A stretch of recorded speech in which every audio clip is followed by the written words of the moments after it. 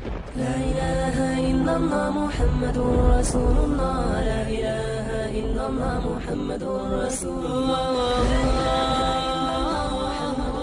सही हदीस से पता चलता है कि क़ुर्ब क़यामत में जब मुसलमान बहुत कसमा पुरसी में होंगे तो खुरासान से लश्कर उठेगा। खुरासान ये अफ़गानिस्तान और ईरान का हिस्सा, इस इलाक़े को नबी सल्लल्लाहु अलैहि वसल्लम के दौर में खुरासान कहा जाता है, जिसमें कंधार भी आता है, ईरान का भी हिस्सा आता है इसमें। तो यहाँ से लश्कर उठेगा, मुजाहिदीन लड़ेंगे, बहुत बड़ी तादाद में दुनिया में जिहाद होगा, क्योंकि मुसलमान जुल्म की चक्की में पिस के तंग आ चुके होंगे। तो तलाश करेंगे हज़रत महदी को, क्योंकि हज़रत महदी वो शख्सियत हैं जिन पे तमाम नेक लोग जमा हो जाएंगे और वो मुसलमानों की मैदान जंग में कमांड करेंगे, जिहाद में कमांड करेंगे। तो उनको बैतुल्लाह में तलाश किया जाएगा। वो रसूलुल्लाह सल्लल्लाहु अलैहि वसल्लम की औलाद में होंगे और लोग उनको पहचान लेंगे, अहलुल्लाह पहचान कर उनको अपना अमीर बनाएंगे और उनकी क़यादत में फिर लड़ाई और जिहाद शुरू होगा। याजूज माजूज क़यामत की निशानियों में से एक बहुत बड़ी निशानी होगी, यानी ये इस बात की अलामत होगी कि अब क़यामत बहुत करीब है। तो हज़रत ईसा इब्न मरियम अलैहिस्सलाम जब नाजिल होंगे, मैं थोड़ी सी तरतीब बयान कर देता हूँ कि क्योंकि बात याजूज माजूज की चल रही है तो उससे मुंसलिक जो वाक़यात हैं जो उस दौर में होंगे वो भी मैं इसी लेक्चर के ज़िमन में बयान कर देता हूँ। वकान वादु रब्बी हक़्क़ा, और मेरे रब का वादा सच्चा है। वादे से मुराद क्या है? दोनों मुराद हो सकते हैं, या तो क़यामत मुराद हो सकती है कि क़यामत में सब चीज़ें ही टूट जाएंगी, या जो अहादीस में आया है कि जब याजूज माजूज क़ुर्ब क़यामत में ज़ाहिर होंगे तो वो दीवार ख़त्म हो जाएगी, या तो वो मुराद है। व तरकना बादहुम यौमइज़िन यमूजु फ़ी बाद, और हम इनमें से बाज़ को, यानी जो याजूज माजूज हैं इनमें से बाज़ को, यौमइज़िन जिस दिन ऐसा होगा, जिस दिन अल्लाह का वादा आएगा और ये दीवार टूटेगी, यमूजु फ़ी बाज़िन, हम इनको ऐसा कर देंगे कि ये एक दूसरे में घुस रहे होंगे। ये मज़मून अहादीस में आया है। देखें कुरान में और अहादीस सहीहा में जो याजूज माजूज और इस दीवार का हमें मिलता है ना, मैं सिर्फ उसको आपके सामने बयान करूँगा। बाकी इस बारे में डिटेल में आप जाएंगे तो बहुत कुछ आपको इंटरनेट पर भी मिल जाएगा, मुफस्सिरीन की किताबों में भी मिल जाएगा, और लोगों की अपनी अपनी तहकीकात हैं, अपने अपने तबसरे हैं। ना मैं उन तबसरों को सही कह रहा हूँ ना गलत कह रहा हूँ, किताबें भरी हुई हैं, वो आप जाएँ पढ़ें उसको। लेकिन जितनी बात कुरान से और सही अहादीस से याजूज माजूज के बारे में साबित होती है, मैं सिर्फ उसको आपके सामने अभी पेश कर रहा हूँ।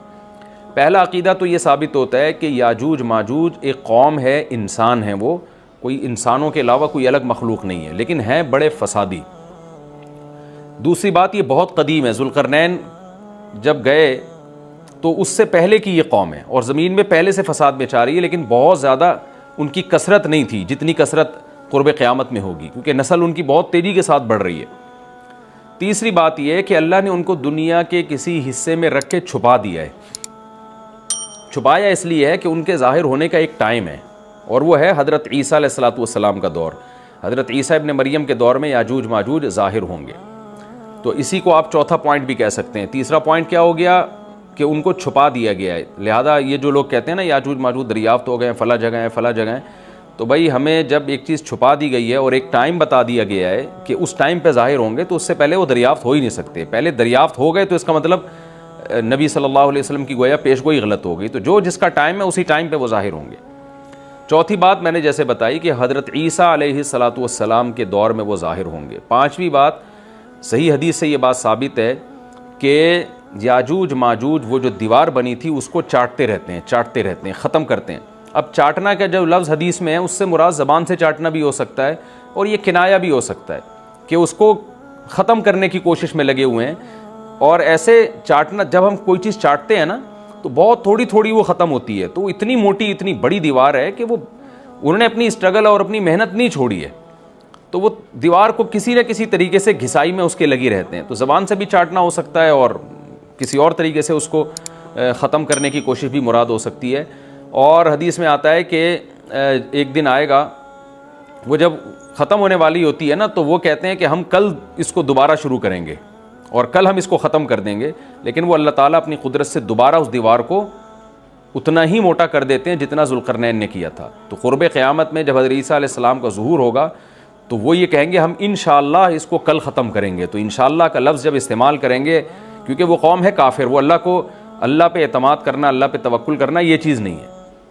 जैसे काफिर तो नहीं कहेगा ना अल्लाह ने चाहा तो वो अल्लाह पे यकीन नहीं रखते। तो वो जब अल्लाह का नाम लेंगे और कहेंगे कि अल्लाह ने चाहा तो हम इसको कल ख़त्म कर देंगे, तो फिर इस्लाम की वजह से वो दीवार ख़त्म हो जाएगी। इसकी मिसाल ऐसे जैसे हदीस में आता है, पिछली कौमों में एक नौजवान था जो जादूगर के पास भी जाता था और राहिब के पास भी जाता था, जिसका सूरह बुरूज में तस्करा है, वस्समाइ ज़ातिल बुरूज में।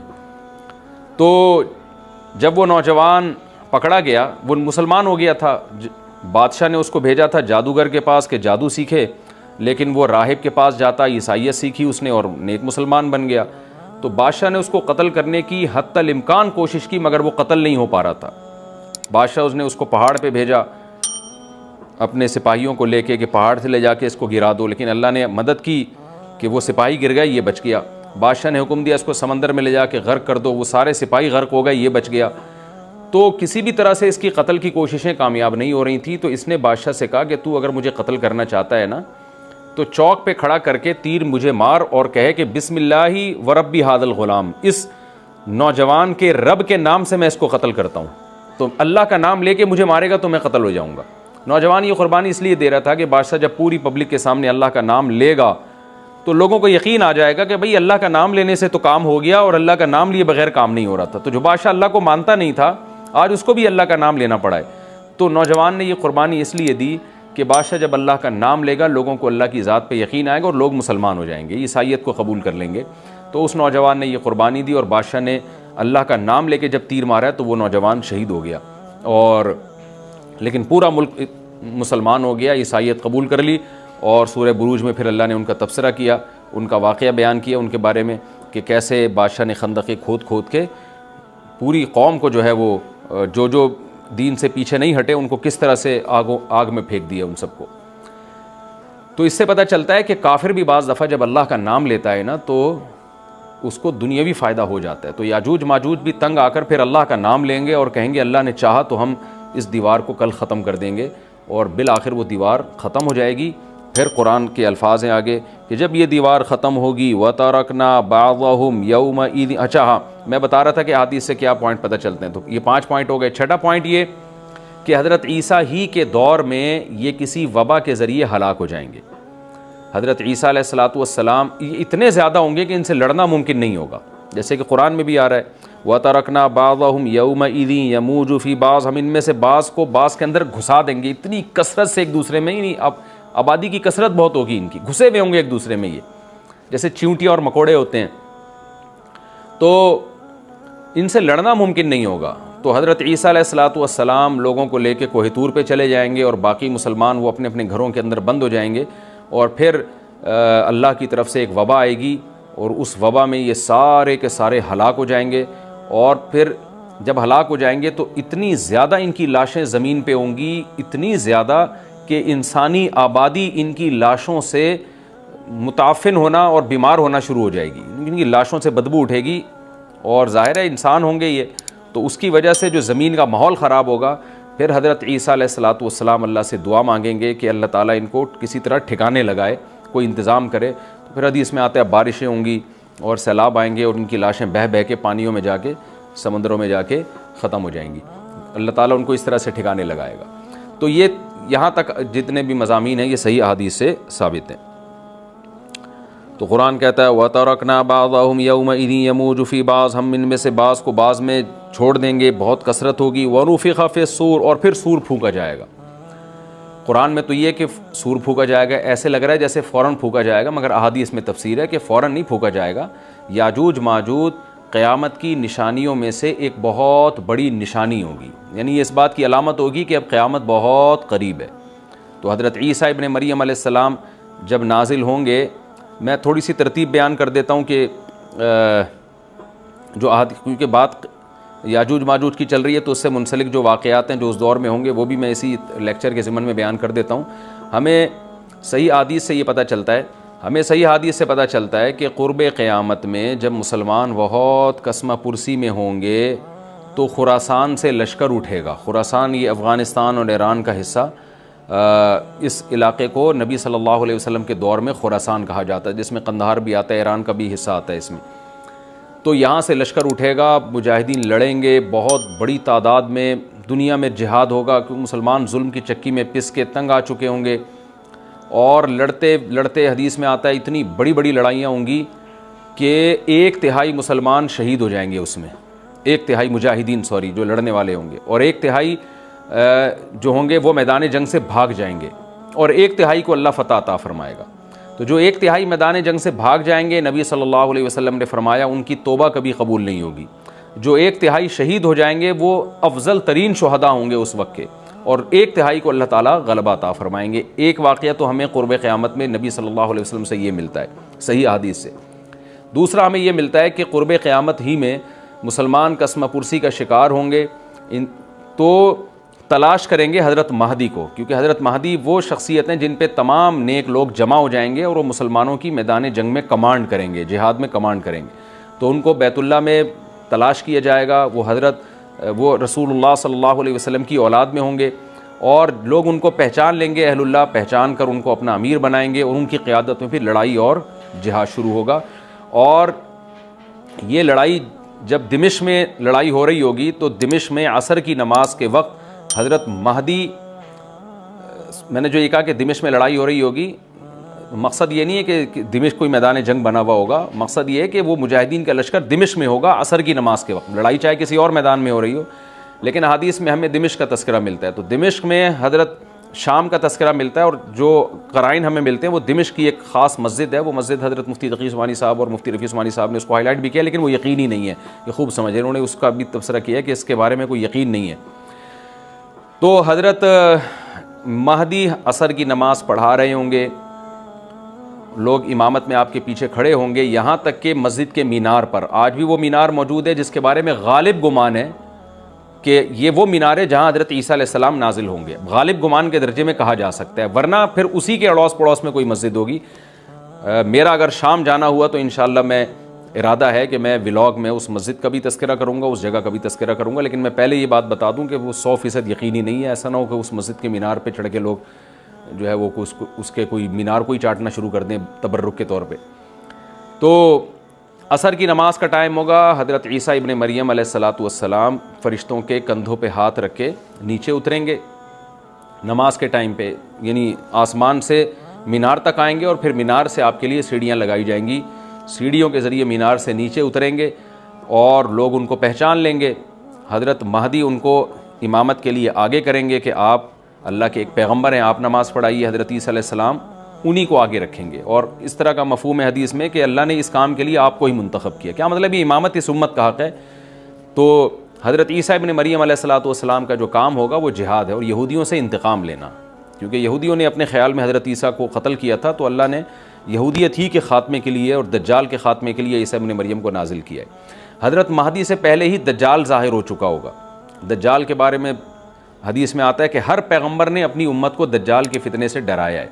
अच्छा, ये दज्जाल एक ऐसी शख्सियत है जिसका यहूदी इंतज़ार हमसे ज़्यादा कर रहे हैं, क्योंकि यहूदी उसको अपने लिए निजात दहिंदा समझते हैं, जबकि हदीस में आता है कि दज्जाल काना होगा और उसका खुदाई का दावा होगा, उसके पास कुछ ऐसी ताकतें होंगी कि मुर्दे को ज़िंदा कर दे, ज़िंदा को मार दे। एक तरफ उसके बाग होगा, एक तरफ उसके आग होगी। जो उस पर ईमान लाएगा उसको बाग में दाखिल करेगा, और जो उस पर ईमान नहीं लाएगा उसको आग में दाखिल करेगा। और रसूलुल्लाह सल्लल्लाहु अलैहि वसल्लम ने फरमाया उसकी जो आग है हकीकत में वो जन्नत का बाग होगा, और उसका जो बाग है हकीकत में वो जहन्नम की आग होगी। तो जो नबी की बातों पर यकीन करते हैं वो दज्जाल के फितने से महफूज रहेंगे।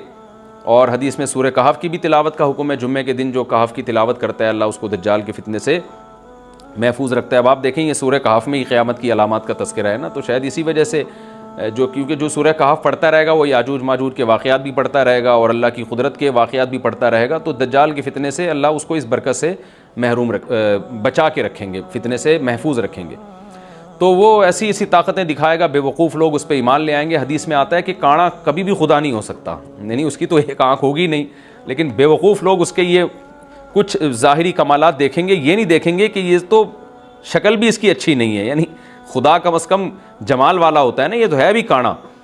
और उसके बड़ा बड़ा काफिर भी लिखा हुआ होगा वाज़े तौर पर, जिससे पता चलेगा। लेकिन अहमक और बेवकूफ़ लोग जैसे रूहानी आमिल को कुछ शोबदे देखकर उन पे से मुतासिर हो जाते हैं ना, रूहानी आमिलों के शोबदे देख के, तो ऐसे ही दज्जाल के शोबदे देख के मुतासिर होंगे।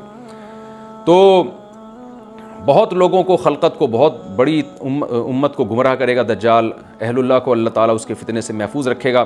फिर हज़रत ईसा इब्न मरियम जब नाजिल होंगे तो वो दज्जाल को कत्ल करेंगे। हदीस में आता है कि नेज़े के ज़रिए घोड़े पे बैठ के कत्ल करेंगे।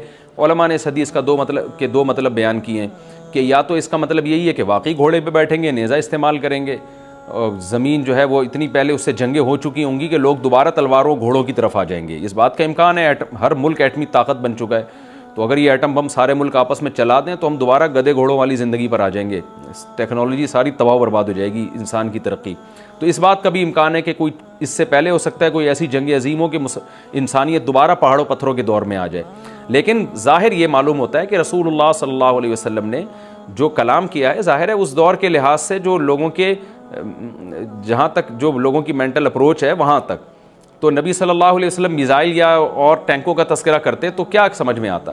तो घोड़े से मुराद है जो उस ज़माने का घोड़ा होगा, और नेज़े से मुराद है उस ज़माने का जो असलहा होगा, क्योंकि नेज़ा नबी के दौर का एक मुनासिब असलहा था और घोड़ा नबी के दौर की मैदान जंग की एक मुनासिब सवारी थी। तो इससे ये भी पता चलता है कि हो सकता है ईसा इब्न मरियम नेज़े के बजाय कोई क्लाशनकोफ का इस्तेमाल कर लें, तो यानी वो नेज़ा जो है वो उस क्लाशनकोफ की या जो भी असलहा उस वक्त हज़रत ईसा इब्न मरियम इस्तेमाल करेंगे उसकी एक ताबीर है, तो इसका भी पूरा इम्कान है। तो हमें बहरहाल इतना ईमान हमारे लिए ज़रूरी है कि दज्जाल को कत्ल करने वाली जो ज़ात है, जो शख्सियत है, वो ईसा इब्न मरियम अलैहिस्सलातु वस्सलाम है। तो हज़रत ईसा के ज़रिए अल्लाह ताला दज्जाल को कत्ल करेंगे और हज़रत ईसा की क़ियादत में ज़बरदस्त जिहाद होगा। हदीस में आता है कि ईसा इब्न मरियम इस दुनिया को अमन से भर देंगे, इतना अमन हो जाएगा और इतनी माली फरावानी होगी, इतनी माली, क्योंकि दुनिया में माल बहुत है, डिस्ट्रीब्यूशन सही नहीं है, जो तकसीम है ना माल की वो ज़ालिमाना है, जिसकी वजह से गरीब गरीब से गरीब तर है, अमीर अमीर से अमीर तर है। हज़रत ईसा इब्न मरियम ऐसा निज़ाम कायम करेंगे कि जिससे माल की सही तकसीम, और लोग उठेंगे ज़कात का मुस्तहिक तलाश करेंगे और लोगों को ज़कात का मुस्तहिक नज़र नहीं आएगा, गरीब तलाश करना मुश्किल हो जाएगा। यानी एक आदमी, हदीस के मफहूम है कि ज़कात लेके घूमता रहेगा और उसको कोई गरीब नहीं मिलेगा, इतनी माली फरावानी हो जाएगी। फिर तिरमिज़ी की रिवायत में आता है कि अल्लाह की तरफ से बरकतें ऐसी नाजिल होंगी कि बड़े बड़े अनार पैदा होंगे, बड़े बड़े अंगूर पैदा होंगे, ज़मीन अपनी बरकतें खोल देगी। और हज़रत ईसा अलैहिस्सलाम खिंजीर को भी दुनिया से ख़त्म कर देंगे, खिंजीर की नस्ल को ख़त्म कर दिया जाएगा। वयज़उल जिज़िया, और जिज़िया का निज़ाम ख़त्म, इम्मल इस्लाम व इम्मत सैफ़, या तो तलवार या इस्लाम, इसके अलावा नहीं। तो नबी सल्लल्लाहु अलैहि वसल्लम को अल्लाह ने जिस मकसद के लिए दुनिया में भेजा था, उस मकसद की जो तकमील है वो ईसा इब्न मरियम के ज़रिए। बाकी इसमें हिकमतें क्या हैं, इस पर मेरे अलग से बयानात मौजूद हैं कि अल्लाह ने हज़रत ईसा इब्न मरियम का इंतखाब क्यों किया इस काम की तकमील के लिए, इसी उम्मत में कोई क्यों मुंतखब नहीं कर लिया, या ये कि पैगम्बर सल्लल्लाहु अलैहि वसल्लम ही के ज़रिए पूरी दुनिया में इस्लाम को गालिब कर दिया जाता, इसमें क्या हिकमतें हैं, इस पर मेरे अलग से बयानात मौजूद हैं। अभी तो मैं कोशिश करता हूँ कि तफसीर से मैं जो टू द पॉइंट बात है उससे यहाँ इस लेक्चर में ना हटूँ। तो उसी वक्त हज़रत ईसा इब्न मरियम उसको याजूज माजूज को कत्ल करेंगे और दुनिया इंसाफ से भर जाएगी। और अल्लाह ताला ने जो पैगम्बरों को दुनिया में भेजा था उसका मकसद कैफियत और कमियत दोनों लिहाज से हासिल हो जाएगा। उसके बाद फिर आहिस्ता आहिस्ता दुनिया में ज़वाल शुरू होगा, और फिर जब पूरी दुनिया के लोग ज़वाल का शिकार होते होते कुफ्र की तरफ जाएंगे, गुनाहों की तरफ। और हदीस में आता है जब तक एक शख्स भी अल्लाह का नाम लेने वाला होगा इस दुनिया पर क़यामत नहीं आएगी। यहाँ तक कि आखिरी शख्स जब दुनिया से उठेगा जो अल्लाह का नाम लिया करता था, तो उसके बाद अल्लाह ताला सूर फूंकेंगे, जिब्रील को हुक्म देंगे सूर फूंकने का, और इस दुनिया को तबाह बर्बाद कर दिया जाएगा। तो आगे कुरान कहता है वनुफ़िख़ फ़िस्सूर, और फिर सूर में फूका जाएगा, फ़जमअनाहुम जमआ, फिर हम इन तमाम इंसानों को जमा कर देंगे। वअरज़ना जहन्नम यौमइज़िन लिलकाफ़िरीन अर्ज़ा, और क़यामत के दिन हम जहन्नम को यौमइज़िन, जिस दिन ऐसा होगा यानी जिस दिन सूर फूंका जाएगा, ये दूसरा सूर मुराद है, लिलकाफ़िरीन अर्ज़ा, काफिरों के सामने पेश कर देंगे। अल्लज़ीना कानत अयुनुहुम फ़ी ग़िताइन अन ज़िक्री, ये वो लोग हैं जिनकी आँखें मेरी याद से पर्दे में पड़ी हुई थी, यानी मेरी याद की चीज़ें उनको नज़र ही नहीं आती थी, गफलत में पड़ी हुई थी जिनकी आँखें। वकानू ला यस्ततीऊन समआ, और ये सुनने की सलाहियत भी नहीं रखते थे, ना हक़ बात सुनते थे ना हक़ देखते थे, बस अपने ख्वाहिशात की जो चीज़ें हैं वो इनको अच्छी लगती थी और वही इनको समझ में आती थी। तो ये हमारा रुकू अल्हम्दुलिल्लाह कंप्लीट हो गया। इस रुकू में हमें बहुत सारे असबाक मिलते हैं, मैं नंबर वार उसको मुख्तसरन बयान कर देता हूँ। पहली बात तो ये कि देखें अल्लाह ताला ने कैसे कैसे बादशाह दुनिया में भेजे हैं और कितने पावरफुल बादशाह। हज़रत ज़ुल्क़रनैन का नाम ही कर्न वाला, दो किनारों वाला, ज़मीन के बहुत बड़े हिस्से को हज़रत ज़ुल्क़रनैन ने फ़तह किया। और अल्लाह के नेक बंदे कैसे अल्लाह के रास्ते में लड़ते रहे हैं। तो ये जो लोग बैठ जाते हैं ना, बस इबादत करो और लड़ाई वड़ाई इस्लाम में है ही नहीं, ये दुनिया में कोई भी अक्लमंद इस नज़रिए का हामी नहीं होगा। तो ताकत और क़ुव्वत की इस्लाम में बहुत ज़्यादा अहमियत है। इससे हमें ये भी पता चलता है कि अपने मुल्क की, ख़ास तौर पर इस्लामी मुल्क की जो फ़ौजी क़ुव्वतें हैं, जो फ़ौजी ताकतें हैं, उनकी हमें कदर करनी चाहिए। क्योंकि अगर कोई भी मुल्क अस्करी लिहाज से कमज़ोर हो जाए, क्योंकि अल्लाह ताला तो जो अस्करी लिहाज से ताकतवर कौमें थीं, अल्लाह ने उनका कितना तस्करा किया। हाँ, वो अल्लाह के बागी ना हो। तो इस्लामी मुल्क में कोई भी इस्लामी कंट्री है, चाहे सऊदी अरब है, चाहे पाकिस्तान है, चाहे तुर्की है, कोई भी इस्लामी कंट्री है, उसकी फ़ौज की कदर करनी चाहिए, क्योंकि उसी की वजह से मुल्क का बॉर्डर महफूज होता है। अगर मुसलमान अस्करी लिहाज से कमज़ोर होना शुरू हो जाएं तो काफिर हमें गाजर मूली की तरह काटना शुरू कर दें, इस्लाम दुश्मन क़ुव्वतें हमें खा जाएं, ख़त्म कर दें हमें खा के। तो नेक क़ुव्वतों को अपनी बका के लिए हमेशा से एक असलहे की और ताकत की ज़रूरत रहती है। इसकी अहमियत इस्लाम में बहुत ज़्यादा है। मूसा अलैहिस्सलातु वस्सलाम के बाद कितने बड़े बड़े जंगी कमांडर पैदा हुए। ज़ुल्क़रनैन का अल्लाह ने कैसा तस्करा किया। ज़ुल्क़रनैन की इबादत का कहीं भी तस्करा नहीं, हालांकि वो बड़े इबादत गुजार भी थे। दाऊद अलैहिस्सलाम की इबादत का तस्करा भी है, उनकी तलवार और ताकत का तस्करा भी है।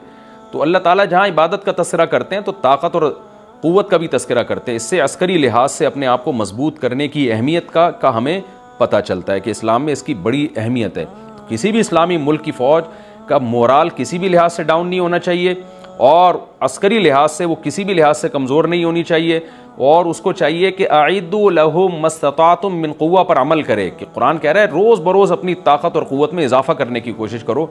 इससे मुस्लिम कौम को कभी भी गाफिल नहीं होना चाहिए, और कोई भी ऐसा काम जिससे मुसलमान क़ुव्वतें और ताकतें कमज़ोर होना शुरू हो जाएँ, इस काम से हमें बचना चाहिए। दूसरी बात हमें ये पता चली कि अल्लाह ताला ने अहले इस्लाम के ज़िम्मे पूरी दुनिया की ज़िम्मेदारी लगाई है, किसी एक मुल्क की नहीं। जितने भी पैगंबर आए हैं, जब वो दुनिया फ़तह करना शुरू की है तो कहीं रुके नहीं है वो कि भाई यहाँ तक, इससे आगे नहीं जाना। उनकी सलाहियत ही ख़त्म हो गई हो, वसाइल ही ख़त्म हो गए हो तो अलग बात है। तो पूरी दुनिया है जिसमें अल्लाह के दीन को गालिब करना है। अब उसका तरीक़ा क्या होगा, ज़ाहिर है जो जिस ज़माने में सूटेबल तरीक़ा हो वो इख्तियार किया जाएगा। तो हज़रत ज़ुल्क़रनैन पहले इंतहाई मशरिक़ की तरफ गए हैं, जहाँ सूरज निकलता है, तो वहाँ से जहाँ से आबादी शुरू हो रही है, और उनका ख्याल था कि अब आगे आबादी नहीं है, तो फिर जाके स्टॉप किया है। मगरिब में भी ऐसे ही, शुमाल में भी ऐसे ही। तो हमें जब देखते हैं कि जब सहाबाए कराम ने दुनिया फ़तह करना शुरू की है, तो हमें मुसलमान कमांडरों में भी ऐसे वाक़यात मिलते हैं कि वो इलाके फ़तह करते करते समंदर के किनारे पहुँचे, और उन्होंने समंदर को देख के कहा कि तेरे आगे भी आबादी होती ना तो हम अल्लाह का कलमा वहाँ भी बुलंद करते। तो ये दौर था मुसलमानों का, और ये ईसा इब्न मरियम दोबारा फिर वही करेंगे, पूरी दुनिया को फ़तह करेंगे।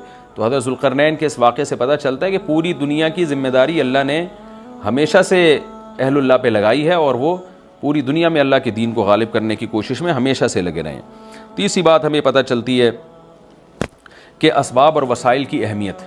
हज़रत ज़ुल्क़रनैन ने जब इतना पहाड़ों के बीच में इतना यानी लोहे की प्लेटें लगा के, तांबा पिघला के आहनी दीवार बनाई है, तो खुश हुए हैं, हादा रहमतुम मिर रब्बी, ये मेरे रब की रहमत है। तभी तो अल्लाह का शुक्र अदा किया ना, खुशी पे शुक्र अदा किया जाता है। तो इससे ये भी पता चलता है कि साइंस और टेक्नोलॉजी, देखें ये काम टेक्नोलॉजी के बगैर मुमकिन नहीं था। तभी तो उस कौम ने कहा ना ज़ुल्क़रनैन से कि हम पैसे आपको देंगे, लेकिन हमारे पास वो वसाइल नहीं है, वो टेक्नोलॉजी नहीं है हमारे पास। और बज़ाहिर ऐसा लगता है कि इनके पास लोहा भी था, तांबा भी था, क्योंकि हज़रत ज़ुल्क़रनैन अब ये तो नहीं है ना कि ज़मीन के मशरिक़ की तरफ दोबारा लोहा जमा करने गए हों, तो वहीं से जो कुछ होगा निकाला होगा। तो वसाइल इस कौम के पास थे, टेक्नोलॉजी नहीं थी कि उस लोहे को और उस तांबे को पिघला के दोनों पहाड़ों के बीच में प्लेटें कैसे बनानी है, और इनको कैसे उनके बीच में तांबा करके कहानी दीवार बनाई है, ये टेक्नोलॉजी इनके पास नहीं थी। तो इससे हमें टेक्नोलॉजी की वैल्यू का भी पता चलता है। आज मुसलमान इसमें भी बहुत पीछे चले जा रहे हैं और इसको मज़हब समझना शुरू कर दिया है, तो ये बात भी गलत है। हज़रत ज़ुल्क़रनैन ने इतनी ताकत और क़ुव्वत का इस्तेमाल किया, और इतने ज़बरदस्त तरीके से उस वक्त जो भी उस सूटेबल टेक्नोलॉजी थी उसका इस्तेमाल करके दो पहाड़ों के बीच के रास्ते को बंद कर दिया, और इस पर खुशी मनाई हज़रत ज़ुल्क़रनैन ने। ये नहीं कहा कि भाई इससे कुछ भी नहीं होता, असल में तो बस इंसान को चाहिए कि वो अल्लाह अल्लाह किया करे बैठ के, और ये क्या अल्लाह से बस मदद मांगो, अल्लाह ही। याजूज माजूज के बारे में उनको कह देते ज़ुल्क़रनैन कि तुम सब रात को तहज्जुद में उठ के दुआएं मांगो, अल्लाह याजूज माजूज से तुम्हें बचा लेगा। ना ना ना, हज़रत ज़ुल्क़रनैन ने कहा दुआएं भी मांगो, यकीनन हुक्म दिया होगा दुआएं मांगने का, लेकिन हम पूरे असबाब और वसाइल इस्तेमाल करेंगे, लोहे की प्लेटें बनाएंगे, तांबे को पिघलाएंगे, ऊपर चढ़ाएंगे और इस तरह से पूरी मजबूत दीवार बनाएंगे। आज मुसलमान हाथ पे हाथ रख के बैठ गया है और वजीफ़ों में और जो है बस वो चंद सुबह शाम के वजीफ़े पढ़ के वो समझता है कि सारी दुनिया के सारे मसाइल का हल इससे हो जाएगा।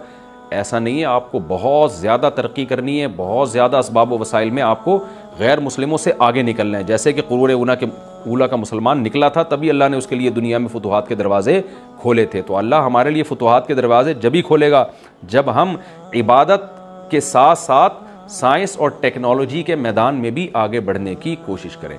और हमें क़ुर्ब क़यामत की अलामतें भी इस रुकू में पता चलती हैं। हमारा रुकू कंप्लीट हुआ। इंशाअल्लाह अगले एपिसोड में सूरह कहफ का 12वां रुकू यानी आखिरी रुकू और 15वें पारे का तीसरा रुकू इंशाअल्लाह मैं शुरू करूँगा। अल्लाह ताला हमें समझने की, अमल की तौफ़ीक़ अता फ़रमाए और फिर इंशाअल्लाह हमारी सूरह कहफ ख़त्म हो जाएगी। वमा अलैना इल्लल बलाग़।